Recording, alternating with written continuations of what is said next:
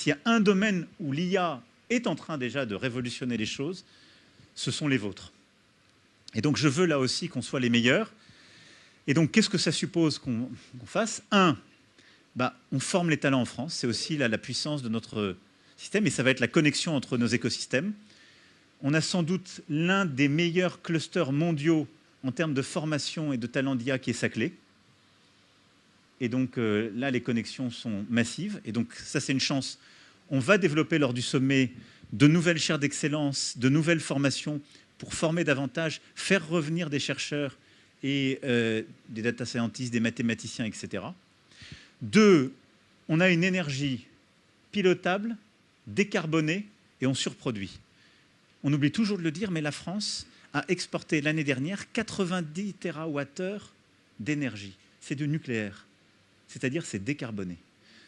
Là, on les exporte chez nos voisins européens, c'est formidable, mais c'est ça qui est l'élément le plus rare aujourd'hui sur la planète pour attirer ces capacités, ces fameux data centers et ces capacités et de calcul pour les modèles, pour faire de l'IA, et de stockage. Eh bien, à l'occasion du sommet, on va essayer de mobiliser des financements internationaux et des acteurs pour créer ces capacités en France et vous permettre du coup d'avoir des capacités de calcul qui vont accélérer vos recherches, y compris dans la santé. Et puis 3, il faut accélérer les synergies, c'est l'interdisciplinarité.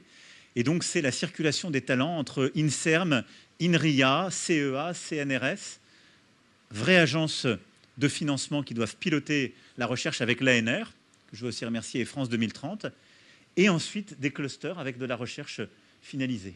Et donc l'IA mise sur un écosystème de recherche et de soins comme le vôtre, ça va être des opportunités, c'est des espérances de vie et des traitements, c'est du gain de chance pour des patients, c'est des années de recherche gagnées pour les chercheurs, c'est un changement des conditions de travail pour les soignants. Et donc je veux véritablement qu'on mette ce sommet d'action de l'intelligence artificielle au service de la médecine, de la recherche en sciences du vivant, et ça sera le but de la semaine prochaine.